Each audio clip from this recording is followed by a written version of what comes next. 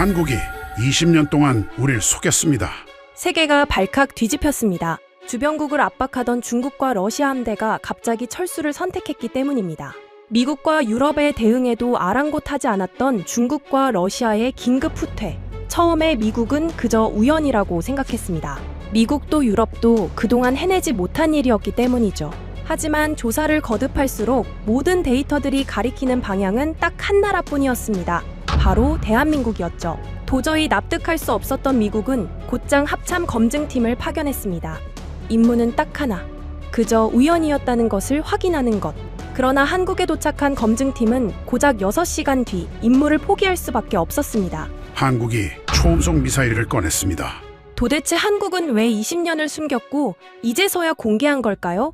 20년간 감춰온 이야기의 진실. 지금 시작합니다. 구독과 좋아요로 대한민국을 응원해주세요. 초음속 미사일을 가장 두려워하는 나라가 어딜까요? 중국이 아닙니다. 일본도 아니에요. 미국입니다. 정확히는 항공모함을 가장 많이 굴리는 나라죠. 저는 리처드 하트, 미국 합동참모본부 J2에서 해양 위협을 맡는 국장입니다. 22년째 이 바닥에 있었어요. 러시아 지르콘이 나왔을 때도, 중국 YJ-21이 공개됐을 때도 제가 보고서를 썼습니다. 웬만한 건 다 봤다고 생각했죠. 그런데 이번엔 출처가 예상 밖이었어요. 한국이었습니다. 보고서가 도착한 건 2025년 9월 18일이었습니다. 제목은 단순했어요. 장영실함 진수식 현장 캐니스터 표기 확인. 첨부된 사진을 열자마자 눈이 멈췄습니다. 원통형 캐니스터가 여러 개 배치돼 있었는데 그중 하나에 선명한 표기가 찍혀 있었어요. 해성5. 무기 외형은 보이지 않았습니다. 설명도 거의 없었죠. 그게 더 이상했어요. 첨부 자료를 훑었습니다. 마하 3 이상, 초음속 대한미사일이라는 문장이 눈에 들어왔어요. 개발 기간은 20년으로 추정된다고 적혀 있었죠. 20년이라니, 그 긴 시간 동안 공식 발표 한 번 없이 이걸 만들어 왔다는 겁니다. 믿기 어려웠어요. 우리 정보망이 놓친 게 있다는 뜻이었으니까요. 화면을 다시 봤습니다. 캐니스터 배치가 우연처럼 보이지 않았어요. 의도적이었습니다. 보여주려고 놓은 거였죠. 그런데 왜 설명은 없었을까요? 보통은 반대입니다. 새 무기를 공개하면 성능을 자랑하고 수치를 나열하고 언론에 브리핑을 하죠. 한국은 그 반대로 갔어요. 보여줄 건 보여주고 말은 아꼈습니다. 그 방식이 마음에 걸렸어요. 전화벨이 울렸습니다. 토머스 브레너였어요. 의회 예산 방위 보좌 라인에서 일하는 사람이죠. 목소리가 날카로웠습니다. 하트 국장, 그 한국 건 봤소? 방금 열어봤습니다. 의회 쪽에서 벌써 문의가 들어왔어요. 위협 평가에 반영할 거냐고. 근거가 뭐냐고. 저는 잠시 말을 멈췄습니다. 근거라. 아직 확인된 건 사진 한 장과 표기 하나뿐이었어요. 그걸 근거라고 부르기엔 부족했죠. 하지만 무시하기엔 찜찜했습니다. 확인 중입니다. 결론 내리기엔 이릅니다. 브레너의 한숨이 들렸어요. 하트 국장. 근거 없이 위협을 키우면 안 됩니다. 예산 라인에서 가만 안 있을 거예요. 작년에 중국 극초음속 건으로 이미 한 번 되었잖소. 그 말에 속이 불편해졌습니다. 작년 일을 끌어오다니. 그때도 저는 경고했고 무시당했고 결국 제 말이 맞았어요. 하지만 예산은 이미 다른 데로 갔죠. 브레너는 그걸 되었다고 표현하는 겁니다. 누가 된 건지 모르겠더군요. 알겠습니다. 신중하게 처리하죠. 전화를 끊고 나서도 불쾌함이 가시지 않았습니다. 브레너 같은 사람들은 항상 똑같아요. 위협이 현실이 되기 전까지는 과장이라고 하고 현실이 되고 나면 왜 미리 대비 안 했냐고 따지죠. 저는 그 사이에서 버텨야 하는 사람이었습니다. 1시간쯤 지났을까요? 사라 윌킨스에게서 연락이 왔습니다. 주한미국 대사관 국방무관실 실무였어요. 현장 상황을 가장 가까이서 보는 사람이죠. 국장님, 진수식 건으로 연락드렸습니다. 사라, 현장 분위기가 어땠소? 보안이 상당히 빡빡했어요. 공개 범위가 철저하게 통제됐습니다. 외형은 거의 안 보여줬고 표기만 읽을 수 있는 정도였어요. 설명은요? 거의 없었습니다. 브리핑도 형식적이었어요. 질문을 받지 않았습니다. 저는 메모를 하며 물었습니다. 그 방식이 어떻게 느껴졌소? 숨기는 건지 아니면 다른 의도가 있는 건지. 사라가 잠시 뜸을 들였어요. 솔직히 말씀드리면 숨기는 느낌은 아니었습니다. 보여줄 건 정확히 보여줬어요. 다만 그 이상은 안 준 거죠. 필요한 만큼만. 그게 오히려 자신감처럼 느껴졌습니다. 그 말이 머릿속에 남았습니다. 필요한 만큼만. 자신감. 사라의 판단이 맞다면 한국은 떠벌릴 필요가 없는 상태라는 뜻이었어요.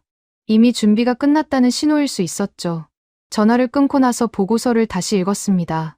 마, 3 이상. 20년 잠수함 어뢰발사관 발사 가능. 수상함, 지상, 심지어 전투기까지 운용 범위로 언급돼 있었어요. 사실이라면 계산이 달라지는 수준이었습니다. 서해 접근 시나리오 전체를 다시 짜야 할 수도 있었죠. 그런데 내부 반응은 달랐습니다. 오후에 올라온 메모를 보니 벌써 누군가 의견을 달아놓았더군요. 행사 연출 가능성 높음, 실전 배치 여부 미확인, 과대 해석 주의. 짧은 문장이었지만 방향이 정해져 있었습니다. 위협을 축소하려는 쪽이었어요. 화가 났습니다. 아직 확인도 안 했으면서 벌써 결론을 내리다니. 이게 우리 조직의 습관이었어요. 불편한 정보는 일단 깎아내리고 나중에 문제가 터지면 그때 가서 수습하죠. 저는 그 방식이 싫었습니다. 그래서 22년을 버텨온 거였어요. 저녁 무렵 저는 결심했습니다. 서류로 결론 내지 않겠다고요. 현장에서 확인할 수 있는 건 확인해야 했습니다. 표기가 진짜인지, 배치가 의도적인지, 기록이 남아있는지. 그걸 직접 봐야 판단할 수 있었어요. 방한 일정을 잡기로 했습니다. 브레너가 뭐라고 하든, 예산 라인이 압박하든, 저는 제 방식대로 가기로 했어요. 22년 동안 배운 게 하나 있다면, 서류 싸움에서 이기는 건 결국 현장 증거를 쥔 쪽이라는 거였습니다. 보고서 창을 닫으며 생각했습니다. 한국은 왜 말을 아꼈을까요? 자신이 없어서가 아니었어요. 오히려 그 반대였습니다. 말이 필요 없는 단계에 와 있다는 뜻일 수 있었죠. 그 가능성이 저를 불편하게 만들었습니다. 저는 한국을 늘 도와주는 동맹으로 여겨왔어요. 작은 나라, 성실한 파트너, 큰 판을 뒤집기보다는 따라오는 쪽이라고요. 그런데 그 생각이 틀렸을 수도 있다는 느낌이 들었습니다. 처음 느껴보는 감정이었어요. 창밖이 어두워지고 있었습니다. 저는 메모장을 열고 질문 하나를 적었습니다. 설명 없는 공개는 무슨 뜻인가? 그게 이번 건의 핵심이었어요. 숫자나 성능보다 먼저 풀어야 할 질문이었죠. 답을 찾으려면 직접 가야 했습니다. 내부 검토 회의는 엿새 뒤에 열렸습니다. 9월 24일 화요일 오전이었어요. 회의실에 들어서자마자 분위기가 심상치 않았습니다. 브레너 라인에서 2명이 와 있었고 정보국 쪽에서도 얼굴을 비췄어요. 평소보다 인원이 많았죠. 그만큼 신경을 쓰고 있다는 뜻이었습니다. 제가 먼저 브리핑을 시작했습니다. 장영실함 진수식 사진, 캐니스터 표기, 첨부 자료의 핵심 내용을 순서대로 설명했어요. 마 3 이상 초음속, 20년 은폐 개발, 잠수함 어뢰발사관 발사 가능 구조. 말하면서도 반응이 느껴졌습니다. 고개를 끄덕이는 사람은 없었어요. 브리핑이 끝나자마자 반박이 들어왔습니다. 예산 라인 쪽이었죠. 하트 국장. 이건 추정이 너무 많습니다. 확인된 건 표기 하나뿐이잖소. 나머지는 전부 첨부 자료에 의존하고 있어요. 그래서 현장 확인이 필요하다는 겁니다. 현장 확인. 예산이 어디서 나옵니까? 한국 측이 다 보여줄 것 같소? 저는 참았습니다. 화를 내면 지는 싸움이었어요. 대신 질문을 던졌죠. 그럼 어떻게 하자는 겁니까? 사진 한 장 보고 흥사 연출이라고 결론 내리자고요. 회의실이 잠시 조용해졌습니다. 브레너가 끼어들었어요. 하트 국장. 우리가 걱정하는 건 과대 해석입니다. 작년에 중국 극초음속 건으로 의회에서 곤욕 치렀잖소. 또 그런 일이 벌어지면 곤란해요. 그 말에 속이 뒤집혔습니다. 작년 일을 또 꺼내다니. 그때도 저는 경고했고 예산 라인이 막았고 결국 제 말이 맞았어요. 그런데 책임은 제가 졌죠. 브레너는 그걸 알면서도 같은 패턴을 반복하고 있었습니다. 브레너 씨, 저는 과대 해석을 하자는 게 아닙니다. 확인하자는 겁니다. 확인도 안 하고 축소하는 게 더 위험해요. 브레너의 눈이 차가워졌습니다. 하지만 더 밀어붙이진 않았어요. 회의록에 남을 말이었으니까요. 회의는 결론 없이 끝났습니다. 추가 검토 후 재논의라는 애매한 문구만 남았죠. 저는 그게 무슨 뜻인지 알았어요. 시간을 끌겠다는 겁니다. 시간이 지나면 관심이 줄고 관심이 줄면 묻히죠. 늘 그래왔어요. 회의실을 나서는데 정보국 쪽 담당자가 다가왔습니다. 작은 목소리로 말했어요. 국장님, 중국 쪽에서 움직임이 있습니다. 무슨 움직임이요? 리웨이라고 해군 관련 대외 여론 담당 연구자예요. 그쪽에서 한국권을 깎아내리는 메시지를 퍼뜨리고 있습니다. 과장, 허세, 이런 프레임으로요. 저는 멈춰 섰습니다. 중국이 반응하고 있다는 건 신경 쓰고 있다는 뜻이었어요. 진짜 별거 아닌 거였으면 무시했겠죠. 깎아내리려고 애쓴다는 건 오히려 반증이었습니다. 그 메시지가 어디까지 퍼졌소? 일부 언론과 싱크탱크 라인에 반영되기 시작했습니다. 우리 내부 브리핑에도 슬슬 들어오고 있어요. 가슴이 답답해졌습니다. 중국 여론전이 우리 내부까지 영향을 미치고 있었어요. 브레너 같은 사람들은 그런 프레임에 쉽게 올라타죠. 봐라. 중국도 과장이라고 한다면서요. 그게 얼마나 위험한지 모르면서요. 사무실로 돌아와서 메일을 확인했습니다. 독일 쪽에서 연락이 와 있었어요. 마르틴 슈나이더, 유도무기 탑재성 평가 책임자였습니다. 나토 라인에서 일하는 사람이죠. 예전에 몇 번 같이 일한 적이 있었어요. 메일 내용이 흥미로웠습니다. 마르틴은 한국권을 다른 각도에서 보고 있었어요. 하트, 초음속 대한미사일에서 가장 막히는 건 속도가 아니야. 플랫폼이지. 러시아 야흐몬트, 인도 브라모스 다 사거리는 300km 안팎으로 괜찮아. 문제는 크기와 무게야. 너무 커서 운용할 수 있는 플랫폼이 제한되거든. 한국권이 진짜 어뢰발사관에서 나간다면 그건 다른 얘기가 돼. 그 문장을 읽고 나서야 퍼즐 조각이 맞춰지기 시작했습니다. 저는 속도에만 집중하고 있었어요. 마하 3이 얼마나 빠른지, 요격이 가능한지. 그런데 마르틴은 다른 걸 보고 있었죠. 어디서 쏠 수 있느냐. 그게 진짜 핵심이었습니다. 야흐몬트나 브라모스는 덩치가 컸어요. 길이가 8m 이상이고 무게도 2톤에서 3톤급이었죠.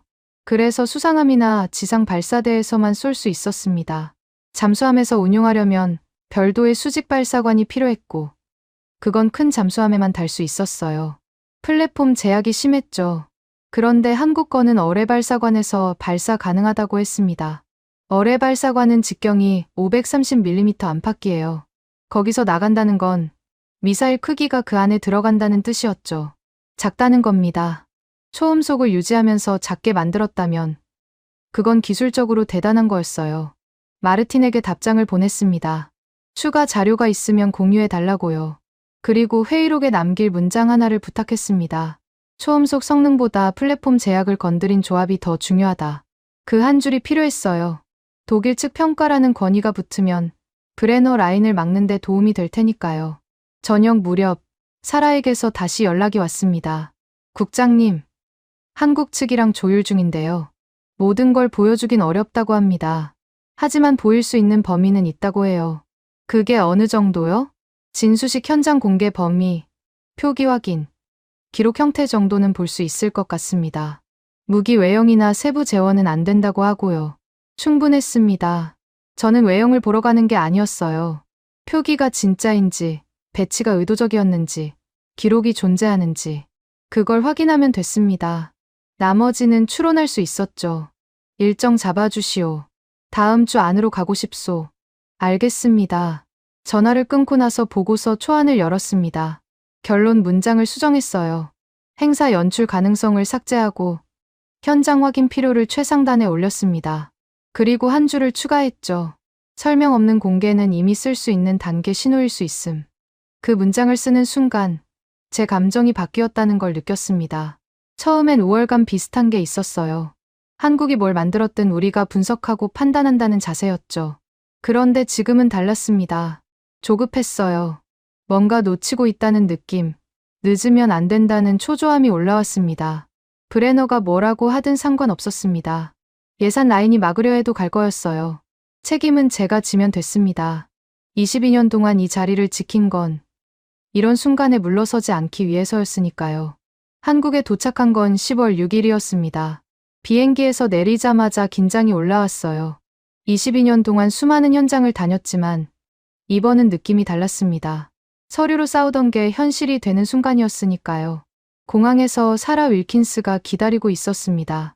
차에 타자마자 브리핑이 시작됐어요. 국장님, 일정이 빠듯합니다. 오늘 오후에 진수식 현장 공개 구역을 볼 수 있고 내일은 기록 담당자를 만납니다. 무기 외형은 끝까지 안 된다고 합니다. 보안 등급이 높아서요. 예상했던 답이었습니다.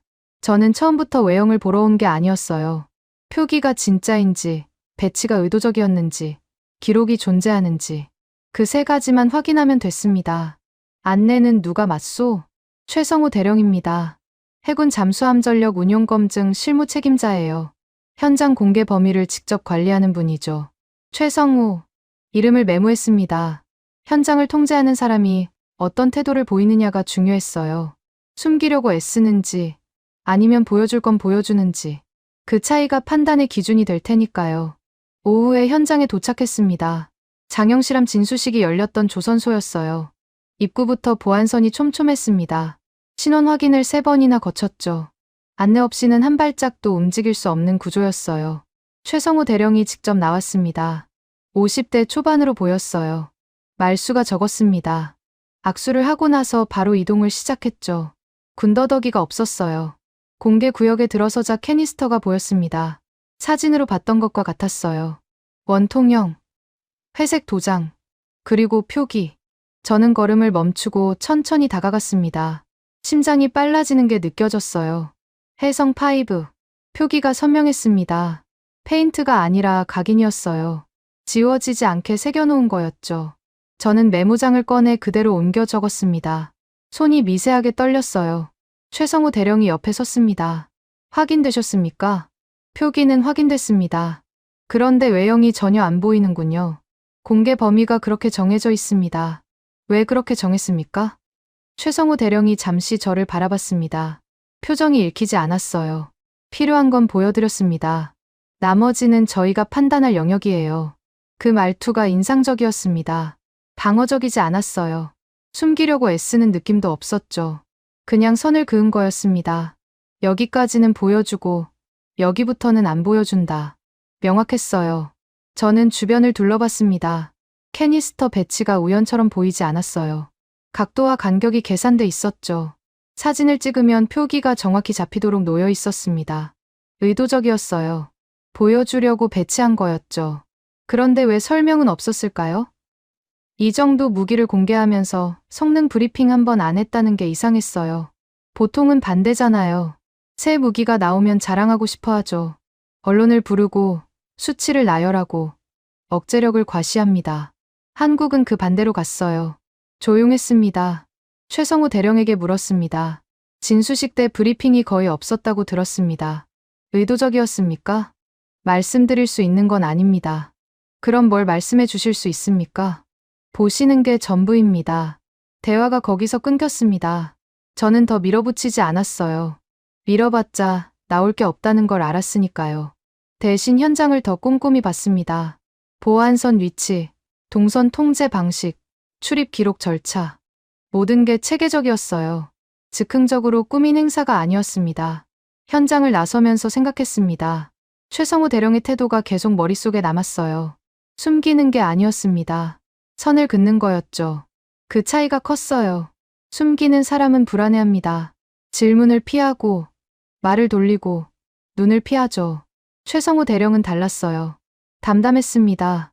보여줄 건 보여주고, 안 보여줄 건 안 보여준다. 그게 자신감이었어요. 다음 날, 기록 담당자를 만났습니다. 이정숙이라는 분이었어요. 조선시험 기록관리 책임자였죠. 회의실에서 만났는데 서류 뭉치를 가져왔더군요. 하트 국장님, 공개 가능한 범위 내에서 설명드리겠습니다. 어떤 기록들입니까? 행사 전후 점검 기록, 인수 확인 서류, 품질 검증 로그입니다. 내용은 보여드릴 수 없지만 형태와 체계는 확인하실 수 있어요. 저는 서류 뭉치를 받아 들었습니다. 내용은 가려져 있었어요. 하지만 형식이 보였습니다. 날짜, 서명란, 검증 항목, 승인 절차. 체계가 잡혀 있었어요. 급조한 게 아니었습니다. 이 기록들이 언제부터 있었습니까? 구체적인 시점은 말씀드리기 어렵습니다. 다만 상당 기간 축적된 체계라는 건 보시면 아실 거예요. 저는 서류를 넘기며 물었습니다. 외부에서 이 기록을 의심할 수 있습니다. 진짜인지 어떻게 증명하죠? 이정숙이 잠시 생각하더니 대답했어요. 증명은 저희가 하는 게 아닙니다. 기록은 그냥 남는 거예요. 믿든 안 믿든 여기 있습니다. 그 말이 묘하게 와닿았습니다. 설득하려 들지 않았어요. 증명하겠다고 애쓰지도 않았죠. 그냥 있다고만 했습니다. 그게 오히려 신뢰가 됐어요. 과장하는 사람은 말이 많아집니다. 진짜를 가진 사람은 담담하죠. 회의실을 나서면서 메모를 정리했습니다. 표기 확인, 배치 의도성, 기록 체계. 3가지 모두 확인됐어요. 브레너 라인이 주장하는 행사 연출과는 거리가 멀었습니다. 연출이라면 이렇게까지 체계적일 리가 없었어요. 사라에게 물었습니다. 한국 측이 왜 이렇게 조용한 것 같소? 이 정도 무기면 홍보할 법도 한데. 사라가 고개를 저었어요. 저도 처음엔 이상했습니다. 그런데 생각해보니까 홍보가 필요 없는 거 아닐까요? 무슨 뜻이오? 이미 준비가 끝났으면 떠들 이유가 없잖아요. 알아야 할 사람은 알게 되고 나머지는 몰라도 되고 그게 더 효과적일 수 있죠. 그 말에 등골이 서늘해졌습니다. 사라의 판단이 맞다면 한국은 우리한테 보여주려고 공개한 게 아니었어요. 그냥 단계가 넘어갔다는 걸 표시한 거였죠. 신호였습니다. 떠드는 신호가 아니라 조용한 신호. 호텔로 돌아와서 보고서 초안을 수정했습니다. 질문을 바꿔야 했어요. 처음엔 이게 진짜인가 였습니다. 있냐 없냐를 따지는 질문이었죠. 그런데 현장을 보고 나니 질문이 달라졌어요. 이게 어느 단계인가? 그게 진짜 질문이었습니다. 자료를 다시 훑었습니다. 운용 범위가 눈에 들어왔어요. 잠수함, 수상함, 지상 전력, 심지어 KF-21까지 염두에 뒀다고 적혀 있었습니다. 한 플랫폼이 아니라 여러 플랫폼에서 쓸 수 있게 설계했다는 뜻이었죠. 그게 사실이라면 계산이 완전히 달라지는 거였어요. 창밖이 어두워지고 있었습니다. 저는 메모장을 닫고 눈을 감았어요. 한국을 도와주는 동맹으로만 봐왔던 제 시선이 흔들리고 있었습니다. 이 사람들은 도움을 받는 쪽이 아니었어요. 스스로 판을 짜는 쪽이었습니다. 그걸 인정하기가 쉽지 않았어요.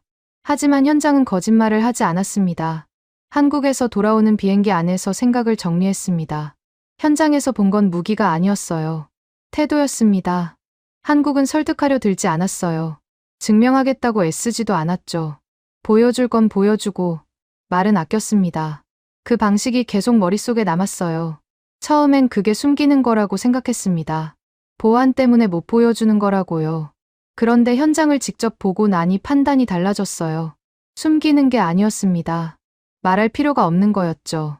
이미 단계가 넘어간 사람은 떠들지 않아요. 준비가 안 된 쪽이 떠드는 법입니다. 워싱턴에 도착하자마자 보고서 작업에 들어갔습니다. 원래 초안은 데이터 중심이었어요. 마하 3 이상, 20년 은폐, 어뢰 발사관 발사 가능, 숫자를 나열하고 위협을 평가하는 구조였죠. 그런데 그걸 뒤집기로 했습니다. 숫자보다 먼저 던져야 할 질문이 있었어요. 왜 설명이 없었는가? 그 질문을 보고서 첫 장에 올렸습니다. 결론이 아니라 질문으로 시작하는 구조였어요. 읽는 사람이 먼저 생각하게 만들고 싶었습니다. 한국이 왜 조용했는지, 그 의미가 뭔지. 숫자는 그 다음이었어요. 보고서를 쓰는 도중에 전화가 왔습니다. 브레너였어요. 목소리가 날카로웠습니다. 하트 국장, 보고서 초안 봤소. 문제가 있어요. 어떤 문제입니까? 설명 없는 공개는 이미 쓸 수 있는 단계 신호라고 썼던데. 그건 추정이잖소. 확인된 사실이 아니에요. 현장에서 확인한 판단입니다. 판단과 사실은 다르죠. 의회에 올라가면 근거를 물을 겁니다. 추정으로 바꾸시오. 속이 뜨거워졌습니다. 브레너는 현장에 가보지도 않았어요. 사진 한 장 안 봤죠. 그런데 제 문장을 깎으려 들었습니다. 늘 그랬어요. 책상에 앉아서 위험을 추소하고 나중에 문제가 터지면 책임은 현장 사람한테 넘기죠. 브레너 씨, 저는 22년째 이 일을 하고 있습니다. 현장에서 본 걸 보고서에 쓰는 거예요. 추정으로 바꾸면 의미가 달라집니다. 그럼 책임은 국장이 지는 거요? 늘 그래왔습니다. 전화가 끊겼습니다. 손이 떨렸어요. 분노 때문이었습니다. 브레너 같은 사람들이 이 조직을 망치고 있었어요. 위험을 직시하지 않고 체면과 예산만 생각하죠. 그러다 진짜 문제가 터지면 왜 미리 안 알렸냐고 따집니다. 저는 그 패턴을 너무 많이 봐왔어요. 보고서로 돌아왔습니다. 브레너의 요구를 무시하기로 했어요. 추정이라는 단어는 쓰지 않았습니다. 대신 근거를 더 촘촘하게 채웠죠. 현장에서 본 것들, 표기 확인, 배치 의도성, 기록 체계. 하나하나 연결해서 논리를 만들었습니다. 그때 사라에게서 연락이 왔어요. 국장님, 박기철이라는 분 기억하시나요? 누구요? 잠수함 무장 발사 체계 현장 기술 책임자입니다. 진수식 현장에서 뒤쪽에 계셨던 분이에요. 직접 만나진 못하셨죠. 기억이 났습니다. 최성우 대령 옆에 서 있던 사람이었어요. 말없이 현장을 지켜보던 인물이었죠. 그분이 왜요? 흥미로운 얘기를 들었습니다. 그분이 이 프로젝트를 27년째 맡고 있대요. 처음부터 끝까지. 27년. 그 숫자가 머릿속에 박혔습니다. 한 사람이 27년 동안 한 프로젝트를 붙잡고 있었다는 거였어요. 중간에 다른 데로 가지 않고, 포기하지 않고, 묵묵히 버텼다는 뜻이었죠. 어떤 분이래요?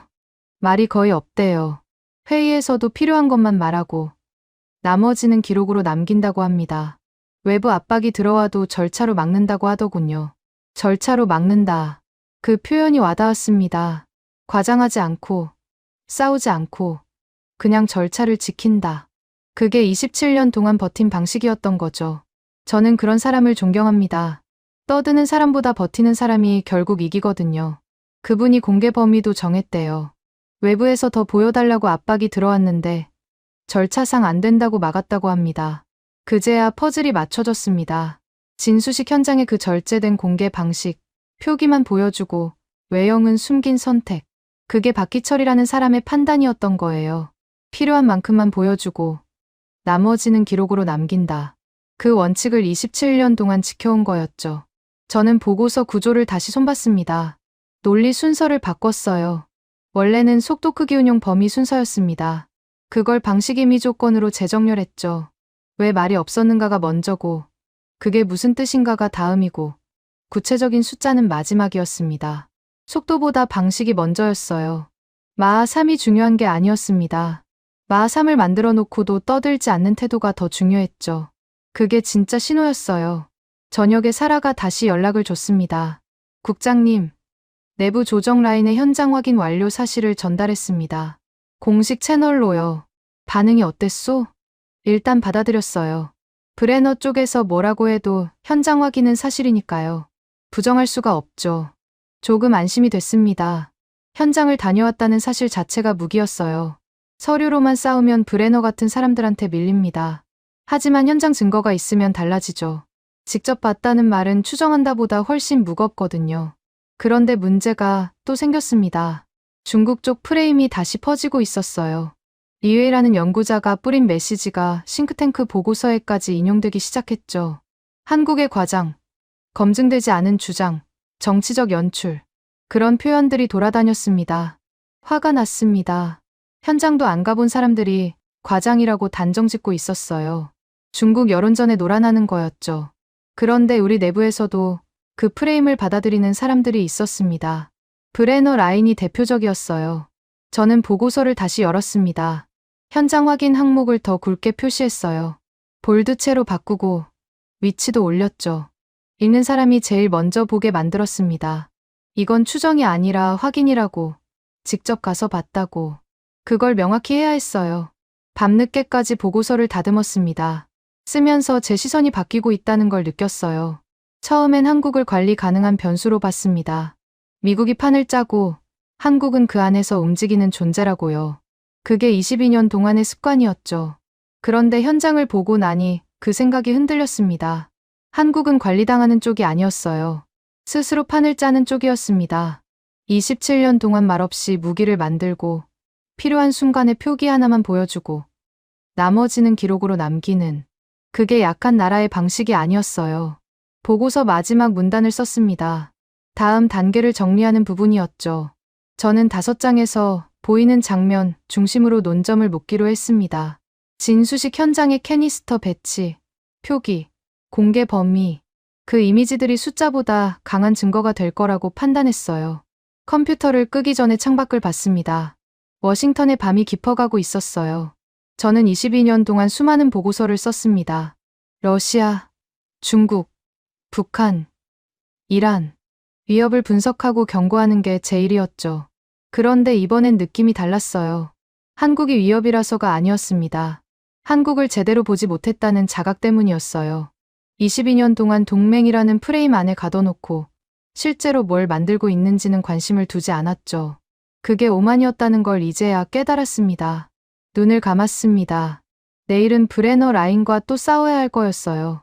중국 프레임도 막아야 했죠. 하지만 이제 무기가 있었습니다. 현장 확인이라는 무기, 그리고 왜 말이 없었는가라는 질문. 그 두 가지로 싸울 준비가 됐어요. 보고서의 핵심 페이지를 다시 구성했습니다. 숫자가 아니라 장면을 앞에 놓기로 했어요. 진수식 현장 사진, 캐니스터 배치, 표기 확인. 그 이미지들이 어떤 수치보다 강력한 증거가 될 거라고 판단했습니다. 사진을 다시 봤습니다. 원통형 캐니스터가 여러 개 놓여 있었어요. 각도와 간격이 우연처럼 보이지 않았죠. 계산된 배치였습니다. 카메라가 어디서 찍든 표기가 잡히도록 설계돼 있었어요.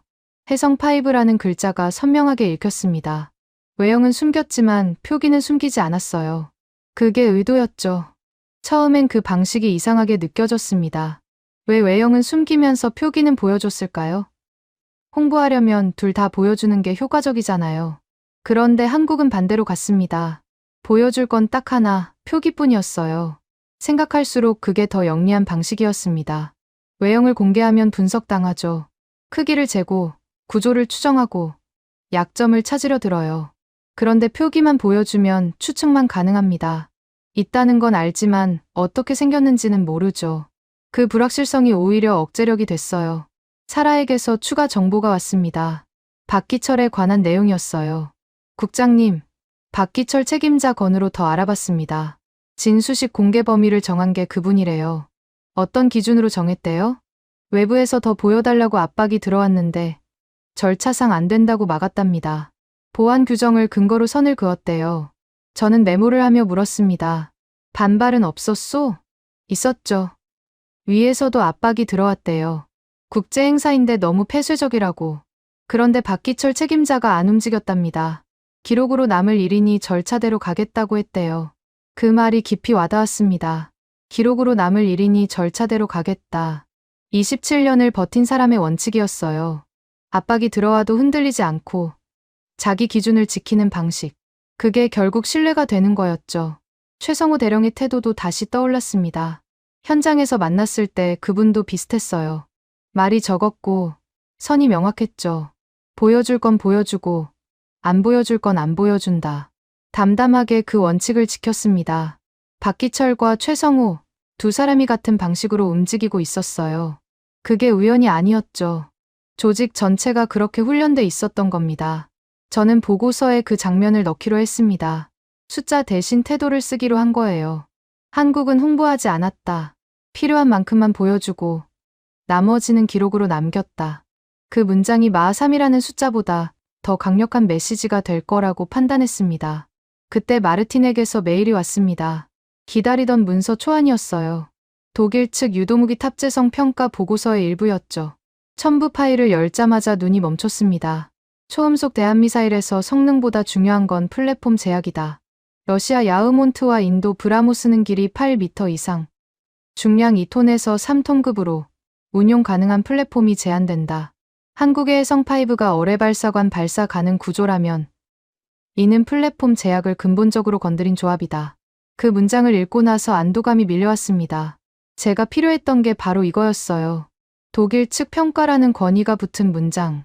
브레너 라인이 추정이라고 깎아내리려 해도 이 문서가 있으면 막을 수 있었죠. 마르틴에게 바로 답장을 보냈습니다. 고맙네. 이 문장을 내 보고서에 인용해도 되겠나? 답이 금방 왔어요. 물론이지. 공식 채널로 공유할 수 있어. 나토 라인에서도 관심을 갖기 시작했거든. 나토까지 움직이고 있었습니다. 한국 건이 생각보다 파장이 컸던 거예요. 저만 주목한 게 아니었죠. 유럽 쪽에서도 계산을 다시 하고 있었습니다. 오후에 내부 회의가 잡혔습니다. 보고서 최종 검토 회의였어요. 브레너 라인에서 또 나왔죠. 예상대로 공격이 들어왔습니다. 하트 국장, 이 문장 좀 봅시다. 설명 없는 공개는 이미 쓸 수 있는 단계 신호라고 썼는데 이건 여전히 추정 아니오? 현장 확인에 기반한 판단입니다. 판단과 사실은 다르다고 했잖소. 저는 마르틴의 문서를 꺼냈습니다. 화면에 띄웠어요. 독일 측 유도무기 탑재성 평가 초안입니다. 여기 보시면 플랫폼 제약을 근본적으로 건드린 조합이라는 평가가 있습니다. 나토 라인에서 공유된 문서예요. 회의실이 조용해졌습니다. 브레너의 표정이 굳었어요. 독일 측 평가라는 권위 앞에서 추정이라고 밀어붙이기 어려워진 거였죠. 이건 언제 나온 겁니까? 어제 공유받았습니다. 공식 채널로요. 브레너가 입을 다물었습니다. 더 이상 반박이 나오지 않았어요. 저는 속으로 안도했습니다. 마르틴의 문서가 방패가 돼준 거였죠. 회의가 끝나고 사무실로 돌아왔습니다. 승리한 기분이었어요. 완전한 승리는 아니었지만 적어도 브레너 라인의 공격을 막아냈죠. 보고서가 깎이지 않고 올라갈 수 있게 됐습니다. 창밖을 보며 생각했습니다. 이번 싸움에서 이긴 건 저 혼자가 아니었어요. 현장에서 선을 지킨 박기철, 공개 범위를 관리한 최성우, 기록을 정리한 이정숙. 그 사람들이 흔들리지 않았기 때문에 제가 쓸 수 있는 증거가 남은 거였죠. 그리고 마르틴, 독일에서 비교축을 제공해준 덕분에 논쟁의 방향이 바뀌었습니다. 속도가 아니라 플랫폼. 그 관점이 핵심이었어요. 야흐몬트나 브라모스가 왜 제약을 받는지, 해성5가 왜 다른지, 그 차이를 명확하게 보여주는 문장이었죠. 보고서를 마무리하면서 다음 단계를 정리했습니다. 6장에서는 조건을 붙이기로 했어요. 구체적인 재원과 운용 범위, 그걸로 결론을 굳히는 거였죠. 가능성이 아니라 사실로 만드는 작업이었습니다. 메모장을 열고 핵심 질문을 적었습니다. 이 무기가 어디서 쏠 수 있는가? 속도보다 중요한 질문이었어요. 마하 3이 빠른 건 누구나 알죠. 하지만 그 속도를 어디서 낼 수 있느냐가 진짜 문제였습니다. 잠수함에서 나가는지, 전투기에서 나가는지, 지상에서 나가는지. 그 범위가 넓을수록 위협은 커지는 거였어요. 컴퓨터를 끄기 전에 진수식 사진을 한 번 더 봤습니다. 캐니스터가 조용히 놓여 있었어요. 표기만 선명하게 빛나고 있었죠. 그 장면이 힌트가 아니라 표식이었다는 걸 이제 확실히 알았습니다. 우리는 준비됐다는 표식, 말 대신 이미지로 남긴 신호였어요. 보고서의 결론 부분을 쓰기 시작했습니다. 이제 남은 질문은 단순했어요. 얼마나 빠르냐가 아니었습니다. 어디서 쏠 수 있느냐. 그게 진짜 핵심이었죠. 자료를 다시 펼쳤습니다. 해성5의 재원이 눈에 들어왔어요. 길이 약 6m대, 직경 약 530mm, 중량 약 1.5톤. 처음 봤을 때는 그냥 숫자였습니다. 그런데 마르틴의 비교 문서를 읽고 나니 의미가 달라졌어요. 야흐몬트와 브라모스를 떠올렸습니다. 둘 다 초음속 대한미사일이죠. 성능은 검증됐어요. 문제는 크기였습니다. 길이가 8m 이상이고 무게가 2톤에서 3톤급이었어요. 그래서 운용할 수 있는 플랫폼이 제한됐죠. 대형 수상함이나 지상 발사대에서만 쏠 수 있었습니다. 잠수함에서 운용하려면 별도의 수직 발사관이 필요했고 그건 큰 잠수함에만 달 수 있었어요. 그런데 해성5는 달랐습니다. 6m대에 1.5톤이면 어뢰 발사관에서 나갈 수 있는 크기였어요. 어뢰 발사관 직경이 530mm 안팎이거든요. 그 안에 들어간다는 건 일반 잠수함에서도 쏠 수 있다는 뜻이었죠. 플랫폼 제약이 확 줄어드는 거였습니다. 저는 그 조합을 보고서 결론에 올리기로 했습니다. 플랫폼 한계 돌파. 그 한 문장으로 정리했어요. 마하 3이 중요한 게 아니었습니다. 마하 3을 유지하면서 작게 만들었다는 게 핵심이었죠. 그게 기술적으로 얼마나 어려운 건지 이 바닥에서 22년을 일한 저는 알고 있었어요. 이정숙에게 연락을 넣었습니다. 기록 관련해서 확인할 게 있었거든요. 이 책임자님, 한 가지만 여쭤봐도 될까요? 말씀하세요. 점검 기록이랑 인수 서류가 있다고 하셨잖아요. 그게 어느 시점부터 있는 건지 범위만 알 수 있을까요? 잠시 뜸이 있었습니다. 보안 때문에 망설이는 것 같았어요. 구체적인 날짜는 말씀드리기 어렵습니다. 다만 상당히 오래 축적된 체계라는 건 말씀드릴 수 있어요. 최근에 급조한 게 아닙니다. 그 정도면 충분합니다. 감사합니다. 전화를 끊고 메모를 정리했습니다. 기록이 오래 축적됐다는 건 이 프로젝트가 단기간에 만들어진 게 아니라는 증거였어요. 20년 은폐라는 자료의 서술과도 맞아떨어졌죠. 브레너 라인이 급조된 연출이라고 주장해도 이 기록 체계가 그 주장을 막아줄 거였습니다. 보고서에 첨부 항목을 추가했습니다. 기록 체계의 형태와 축적 기간을 간략하게 정리했어요. 내용은 쓸 수 없었지만 존재한다는 사실만으로도 의미가 있었죠. 확인됨이라는 두 글자가 추정보다 훨씬 무거웠으니까요. 마르틴에게도 다시 연락했습니다. 비교 문장을 좀 더 정리해 달라고 부탁했어요. 마르틴, 야흐몬트랑 브라모스의 한계를 한 줄로 요약해 줄 수 있나? 초음속은 대형이라는 상식의 한계지. 빠르게 만들려면 커져야 하고 커지면 플랫폼이 제한된다. 그 공식을 깬 게 의미 있는 거야. 그 문장 그대로 써도 되겠나? 물론이지. 저는 그 문장을 보고서에 넣었습니다. 결론 직전에 배치했어요. 읽는 사람이 숫자를 보기 전에 먼저 맥락을 이해하도록 만들었죠. 왜 6m가 중요한지, 왜 1.5톤이 의미 있는지, 그 배경을 먼저 깔아놓는 거였습니다. 결론 문장을 썼습니다. 여러 번 고쳐 썼어요. 처음엔 한국의 기술력이 예상을 뛰어넘었다고 적었습니다. 그런데 그건 칭찬이었어요. 칭찬은 보고서에 어울리지 않았죠. 제가 할 일은 칭찬이 아니라 판단이었습니다. 문장을 바꿨습니다. 해성5의 조합은 기존 초음속 대한미사일의 플랫폼 제약을 근본적으로 건드린다. 잠수함, 수상함, 지상전력, 전투기까지 운용 범위가 확장될 경우 서해 접근 계산은 재검토가 필요하다. 그게 제가 쓸 수 있는 가장 냉정한 문장이었어요. 한국을 칭찬하지 않았습니다. 대신 계산이 바뀌었다고만 썼죠. 그게 더 강력한 메시지였어요. 칭찬은 감정이지만 계산 변경은 사실이니까요. 저녁에 브레너에게서 전화가 왔습니다. 목소리가 예전보다 누그러져 있었어요. 하트 국장, 보고서 최종본 봤소. 독일 측 문서까지 붙였더군. 필요한 근거라고 판단했습니다. 의회에서 질문 들어오면 답변할 수 있겠소? 네. 현장 확인과 외부 평가 두 가지 축으로 답변할 수 있습니다. 브레너가 잠시 말을 멈췄습니다. 그리고 뜻밖의 말을 했어요. 국장 판단이 맞을 수도 있겠소. 이번 거는 그 한마디가 묘하게 와닿았습니다. 브레너가 인정한 건 아니었어요. 맞을 수도 있다는 건 여전히 유보적인 표현이었죠. 하지만 공격을 멈춘 건 분명했습니다. 그 정도면 충분했어요. 전화를 끊고 나서 보고서를 다시 읽었습니다. 처음부터 끝까지 훑어봤어요. 질문으로 시작해서 조건으로 끝나는 구조였습니다.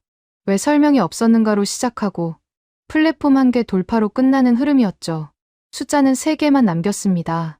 길이 6m대, 직경 530mm, 중량 1.5톤. 그 이상 나열하지 않았어요. 브레너 라인이 숫자를 물고 늘어지면 끝이 없거든요. 핵심만 남기고 나머지는 뺐습니다. 창밖이 어두워지고 있었습니다. 저는 의자에 기대어 생각했어요. 한국 측의 말 아낌이 결과적으로 제 보고서 품질을 높였다는 걸 깨달았습니다. 만약 한국이 떠들었다면 어땠을까요? 성능을 자랑하고 수치를 나열하고 언론에 브리핑했다면요. 그랬으면 오히려 과장이라는 프레임에 걸렸을 거예요. 중국 여론전에 더 쉽게 당했겠죠. 그런데 한국은 조용했습니다. 표기 하나만 보여주고 말을 아꼈어요. 그래서 제가 직접 가야 했고 현장에서 확인해야 했죠. 그 과정이 오히려 증거를 단단하게 만들었습니다. 추정이 아니라 확인이 됐으니까요. 존중이라는 감정이 올라왔습니다. 박기철, 최성우, 이정숙. 그 사람들의 방식이 결국 옳았던 거였어요. 떠들지 않고 절차를 지키고 기록을 남기는. 그게 27년 동안 쌓인 신뢰였죠. 저는 그 신뢰를 빌려서 보고서를 완성한 거였습니다. 메모장을 열고 7장 계획을 적었습니다. 다음 단계는 외부 문서에 남는 형태로 마무리하는 거였어요. 제 보고서가 회의록에 올라가고 공식 평가에 반영되고 조직의 언어가 바뀌는 것. 그게 최종 목표였습니다. 컴퓨터를 끄기 전에 결론 문장을 한 번 더 읽었습니다. 계산은 재검토가 필요하다. 그 한 문장이 제가 할 수 있는 전부였어요. 나머지는 조직이 판단할 몫이었죠. 저는 증거를 모으고 정리하는 사람이었습니다. 결정은 다른 사람들이 내리는 거였어요. 하지만 한 가지는 확실했습니다. 이 보고서가 올라가면 한국이라는 단어의 무게가 달라질 거였어요. 도와주는 동맹이 아니라 계산에 넣어야 할 변수로 바뀌는 거죠. 그게 제가 만들어낸 변화였습니다. 보고서가 정식 회의 안건으로 상정됐습니다. 10월 10일 목요일 오전이었어요. 합참 내부 위협평가 회의였죠. 저는 회의실에 들어서면서 긴장을 느꼈습니다. 22년 동안 수많은 보고서를 올렸지만 이번은 느낌이 달랐어요. 제 판단이 맞았는지 틀렸는지 오늘 결판이 나는 거였습니다. 회의실에는 예상보다 많은 사람이 모여 있었습니다. 정보국, 해군 분석팀, 예산 라인, 그리고 동맹국 연락 담당까지. 한국 건이 그만큼 관심을 끌고 있었던 거죠. 브레너도 와 있었어요. 눈이 마주쳤지만 표정을 읽을 수 없었습니다. 제가 먼저 브리핑을 시작했습니다. 보고서 구조대로 갔어요. 질문으로 시작하고 현장 확인을 거쳐 조건으로 끝나는 흐름이었죠. 왜 설명이 없었는가라는 질문을 던지고 표기 확인과 기록 체계를 제시하고 플랫폼 한계 돌파라는 결론을 내렸습니다. 브리핑이 끝나자 잠시 침묵이 흘렀습니다. 예전 같으면 바로 반박이 들어왔을 거예요. 추정이다. 근거가 부족하다. 과대 해석이다. 그런 말들이요. 그런데 오늘은 달랐습니다. 침묵이 길었어요. 첫 번째 질문은 해군 분석팀에서 나왔습니다. 하트 국장, 어뢰발사관 발사 가능 구조라는 게 확인된 겁니까? 직접 확인하진 못했습니다.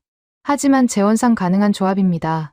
직경 530mm, 길이 6m대, 중량 1.5톤이면 표준 어뢰발사관 규격에 들어갑니다.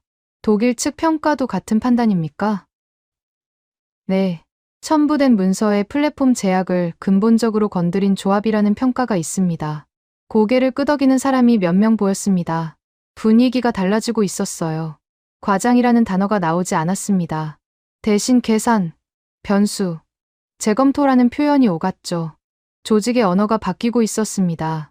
그때 낯선 얼굴이 손을 들었습니다. 동맹국 연락 담당 쪽에 앉아있던 여성이었어요. 나중에 알았는데 에밀리 맥케이라는 사람이었습니다. 캐나다 잠수함 도입평가 실무 책임자였죠. 하트 국장님, 한 가지 여쭤봐도 될까요? 물론입니다. 한국이 잠수함 수출에 관심을 보이고 있다는 건 아시죠? 네, 들었습니다. 캐나다도 그 대상 중 하나예요. 저희 쪽에서 평가를 진행 중인데 이번 건이 변수가 될 수 있습니다. 저는 잠시 생각했습니다. 수출이라. 그 관점은 미처 깊이 고려하지 못했어요. 어떤 의미에서 변수입니까? 에밀리가 서류를 펼치며 말했습니다. 한국 잠수함이 3,000톤급이에요.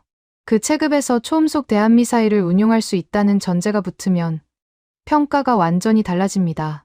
가격 대비 성능이 기존 계산을 넘어서거든요. 3,000톤급. 그 숫자가 머릿속에 박혔습니다. 대형 잠수함이 아니었어요. 중형급이었죠. 그 크기에서 초음속 대한미사일을 쏠 수 있다는 건 작은 나라도 억제력을 가질 수 있다는 뜻이었습니다. 판이 바뀌는 거였어요. 그 내용을 회의록에 남기실 겁니까? 네. 3,000톤급 잠수함이 초음속 대함을 운용할 수 있다는 전제가 붙으면 평가 변수로 작용한다는 취지로요. 공식 기록으로 남길 겁니다. 가슴이 뜨거워졌습니다. 제 보고서가 단독으로 끝나는 게 아니었어요. 캐나다 쪽 평가까지 연결되면서 파급력이 커지고 있었죠. 수출은 곧 검증이었습니다. 한국 무기가 수출된다는 건 외부에서 성능을 인정했다는 뜻이니까요. 브레너가 끼어들었습니다. 목소리가 조심스러웠어요. 잠깐만요. 아직 확정된 건 아니잖소. 한국 측 주장과 외부 평가를 동일시하면 안 됩니다. 에밀리가 고개를 저었습니다. 브레너 씨, 저희는 주장을 평가하는 게 아닙니다. 가능성을 평가하는 거예요. 가능성이 있으면 변수로 넣어야죠. 그게 실무입니다. 브레너의 입이 다물렸습니다. 에밀리의 말에 반박할 논리가 없었던 거죠. 회의록에 남는다는 건 공식 기록이 된다는 뜻이었어요. 나중에 과장이었다고 주장하려 해도 그 기록이 발목을 잡을 거였습니다. 회의가 이어지면서 분위기가 점점 굳어졌습니다. 제 보고서를 정면으로 부정하는 사람은 없었어요. 대신 질문이 구체적으로 바뀌었죠. 사실인가? 가 아니라 어떻게 대응할 것인가? 로요. 그게 인정의 신호였습니다. 정보국 쪽에서 추가 정보를 공유했습니다.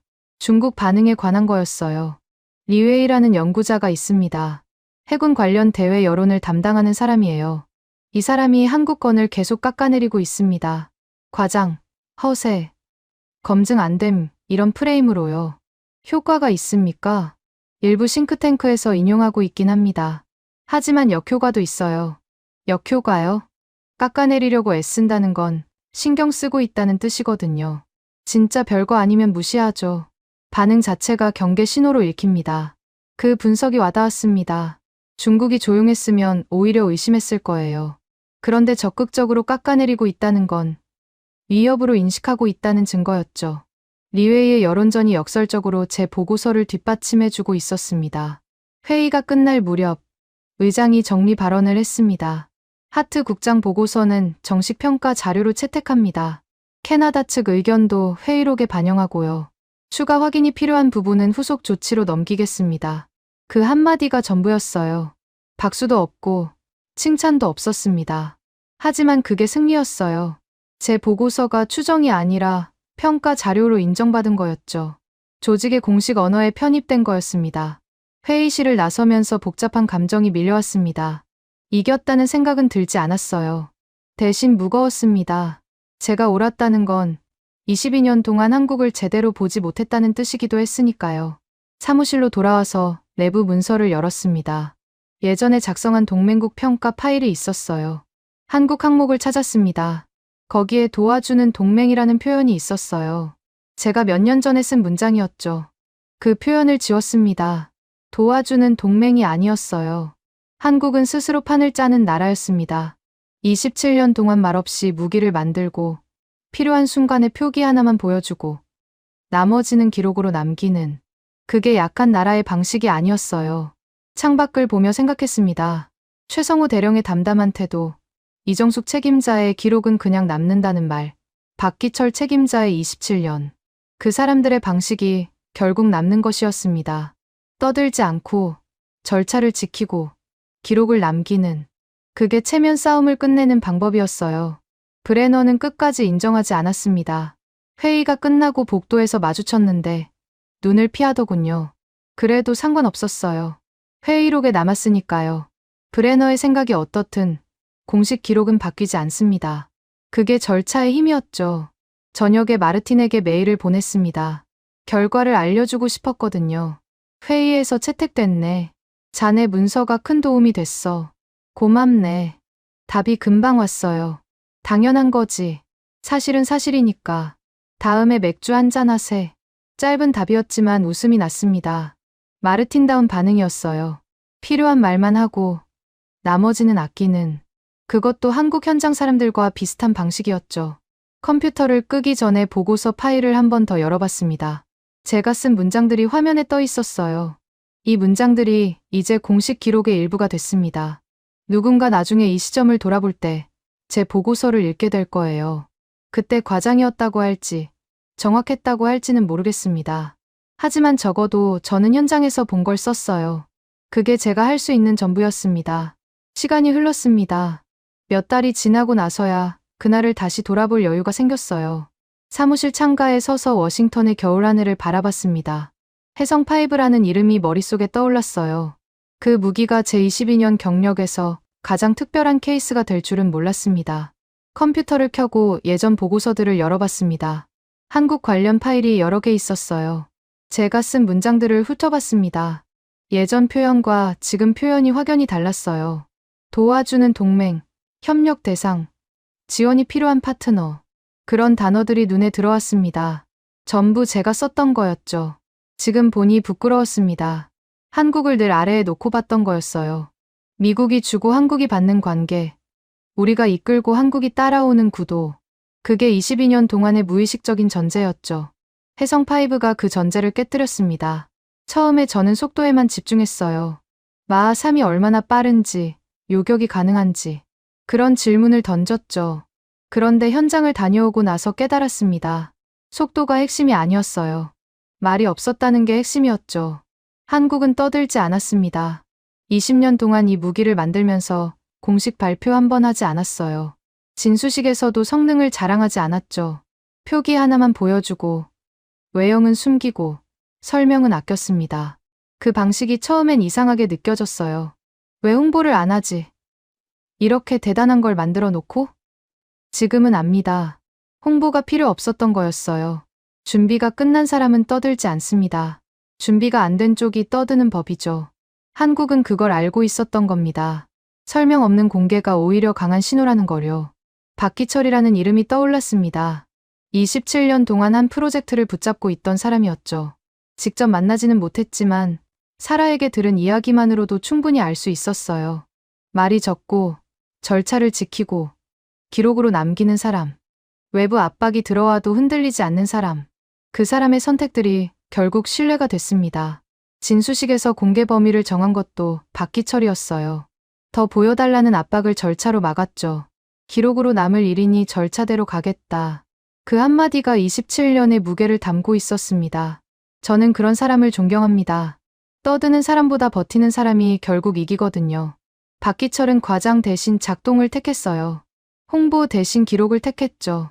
그 선택들이 쌓이고 쌓여서 혜성5가 됐습니다. 표기 하나로 세계가 주목하는 무기가 된 거였어요. 이정숙 책임자도 생각났습니다. 기록 관리를 맡은 분이었죠. 만났을 때 인상적인 말을 했어요. 증명은 저희가 하는 게 아닙니다. 기록은 그냥 남는 거예요. 믿든 안 믿든 여기 있습니다.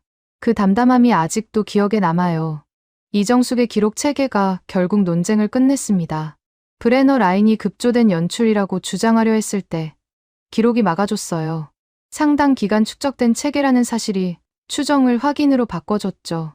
떠드는 말이 아니라 남는 기록이 승부를 결정한 거였습니다. 최성우 대령의 태도도 다시 떠올랐습니다. 현장에서 만났을 때 담담했어요. 보여줄 건 보여주고 안 보여줄 건 안 보여준다. 선이 명확했죠. 숨기는 게 아니라 선을 긋는 거였습니다. 그 차이를 현장에서 직접 느꼈어요. 세 사람의 공통점이 뭘까 생각해봤습니다. 박기철, 최성우, 이정숙 모두 말이 적었어요. 과장하지 않았죠. 대신 절차를 지키고 기록을 남겼습니다. 그게 한국 방식이었던 거예요. 떠드는 대신 버티는 방식, 홍보 대신 증명하는 방식. 저는 그 방식을 배워야겠다고 생각했습니다. 22년 동안 보고서를 쓰면서 저도 모르게 떠드는 쪽에 가까워졌거든요. 위협을 강조하고 숫자를 나열하고 주목받으려 애쓰는. 그게 이 바닥의 습관이었죠. 하지만 한국은 달랐습니다. 조용히 만들고 필요한 순간에만 보여주고 나머지는 기록으로 남기는. 내부 문서를 열고 한국 항목을 수정했습니다. 관리 대상이라는 표현을 지웠어요. 대신 함께 계산할 파트너라고 썼습니다. 그게 더 정확한 표현이었어요. 한국은 관리당하는 나라가 아니었습니다. 스스로 판을 짜는 나라였죠. 그리고 결심했습니다. 앞으로 모든 해양 위협 평가에서 현장 증거 우선 원칙을 채택하기로요. 서류로 싸우면 브레너 같은 사람들한테 밀립니다. 하지만 현장에서 확인한 증거가 있으면 달라지죠. 이번 케이스가 그걸 증명했어요. 사라에게 전화를 걸었습니다. 오랜만이었어요. 사라. 그동안 수고 많았소. 국장님도요. 보고서 잘 마무리되셨다고 들었습니다. 자네 덕분이요. 현장 조율이 없었으면 불가능했을 거야. 저야 연결만 했죠. 국장님이 직접 가셔서 확인하신 거잖아요. 잠시 말을 멈췄습니다. 하고 싶은 말이 있었거든요. 사라, 한국 사람들 인상이 어땠소? 박기철 책임자나 이정숙 책임자 같은 분들. 솔직히요. 처음엔 답답했어요. 왜 이렇게 말을 안 하나 싶었죠. 그런데 나중에 보니까 이해가 됐습니다. 뭐가요? 말이 필요 없는 사람들이었어요. 할 일을 하고, 기록을 남기고, 결과로 보여주는. 그게 그분들 방식이더라고요. 그 말이 정확했습니다. 사라도 같은 걸 느낀 거였어요. 말이 필요 없는 사람들. 그게 한국 현장의 진짜 모습이었죠. 전화를 끊고 나서 창밖을 봤습니다. 해가 기울고 있었어요. 22년 동안 수많은 케이스를 다뤘지만 이번만큼 많이 배운 적은 없었습니다. 혜성5의 핵심은 초음속이라는 단어 하나가 아니었어요. 설명이 적은 공개 방식, 표기 하나로 남긴 신호, 그리고 그 뒤에 깔린 절차와 기록. 그 모든 게 함께 움직였다는 사실이 더 컸습니다. 무기 하나를 만든 게 아니었어요. 신뢰를 만든 거였죠. 결론은 단순해졌습니다. 강한 건 떠드는 쪽이 아니었어요. 필요한 순간에 증거를 남기는 쪽이 강한 거였습니다. 박기철이 27년 동안 보여준 게 바로 그거였죠. 과장하지 않고 절차를 지키고 기록을 남기는. 그게 결국 이기는 방식이었습니다. 컴퓨터를 끄기 전에 보고서 파일을 한 번 더 열었습니다. 제가 쓴 마지막 문장이 눈에 들어왔어요. 서해 접근 계산은 재검토가 필요하다. 그 문장이 이제 공식 기록의 일부가 됐습니다. 누군가 나중에 이 시점을 돌아볼 때 이 문장을 읽게 될 거예요. 저는 22년 동안 분석가로 살았습니다. 위협을 판단하고 경고하는 게 제 일이었죠. 그런데 이번엔 위협만 본 게 아니었어요. 존경할 만한 방식을 봤습니다. 말 대신 기록으로, 홍보 대신 절차로, 과장 대신 작동으로 신뢰를 쌓는 방식. 그걸 한국에서 배웠습니다. 파일을 닫고 의자에서 일어났습니다. 창밖으로 워싱턴의 저녁 풍경이 보였어요. 내일도 보고서를 쓰겠죠. 다른 나라, 다른 무기, 다른 위협. 하지만 한 가지는 달라질 겁니다.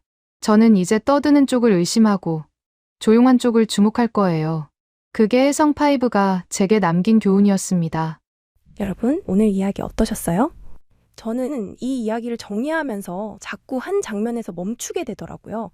박기철 책임자라는 분이 계셨잖아요. 27년 동안 한 프로젝트를 붙잡고 계셨던 분. 외부에서 더 보여달라고 압박이 들어왔을 때 절차상 안 된다 하고 막으셨대요. 기록으로 남을 일이니 절차대로 가겠다. 그 한마디가 계속 머릿속에 남았습니다.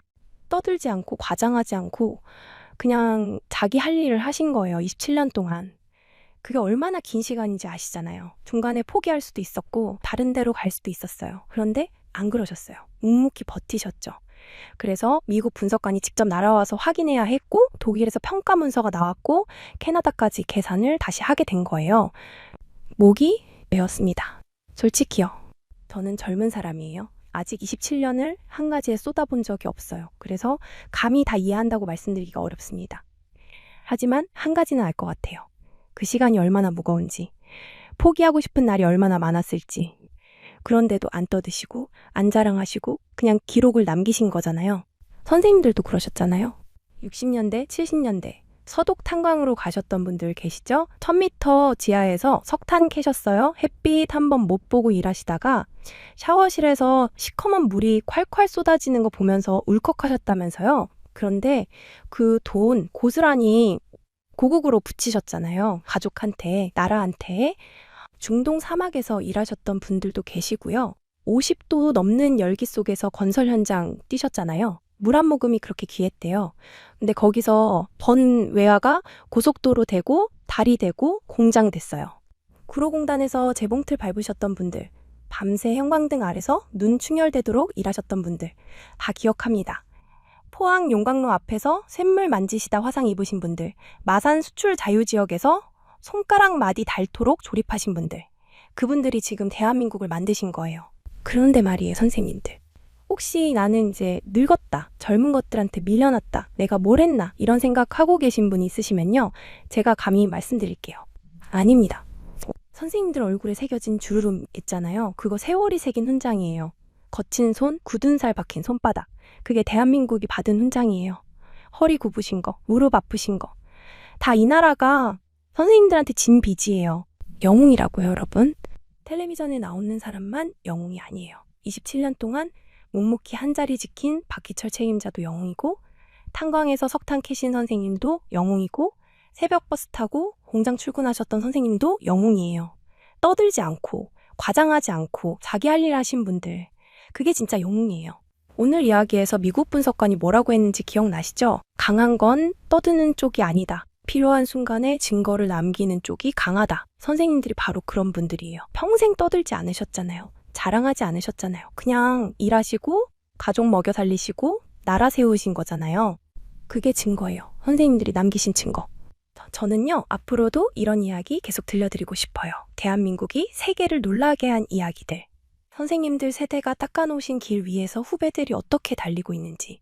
그 이야기들을요, 저를 그냥 말동무라고 생각해 주세요. 친구라고 생각해 주셔도 돼요.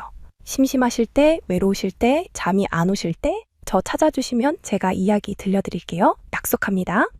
아, 그리고 선생님들. 요즘 날씨가 많이 춥잖아요. 1월인데 영하로 뚝뚝 떨어지고 있어요. 외출하실 때 목도리 꼭 하시고요. 장갑도 끼세요. 손 시리면 혈압이 안 좋대요. 기마개도 있으시면 하시고요. 귀도 추우면 두통 온답니다. 식사도 잘 챙겨 드셔야 해요. 날 추우면 괜히 입맛이 없으시잖아요. 그래도 따뜻한 국물 드시고 밥 꼭 드세요. 몸이 따뜻해야 마음도 따뜻해지거든요. 병원 가실 일 있으시면 미루지 마시고요. 괜찮겠지, 나중에 가지 이러시면 안 돼요. 가족들이 걱정해요. 저도 걱정합니다. 선생님들이 건강하셔야 제가 이야기 들려드릴 수 있잖아요. 그러니까 꼭 건강하세요. 부탁드립니다. 오늘 이야기 들으시면서 혹시 가슴 뭉클하셨던 순간 있으셨어요? 그러면요, 그 마음 그대로 간직하고 계세요. 오늘 밤 주무시기 전에 거울 한번 보세요. 거기 비친 분이 영웅이에요. 진짜로요. 평생 떠들지 않으셨잖아요. 자랑하지 않으셨잖아요. 그런데 선생님들이 남기신 증거가 지금 대한민국이에요. 세계가 놀라는 대한민국. 그거 선생님들이 만드신 거예요. 아, 그리고요.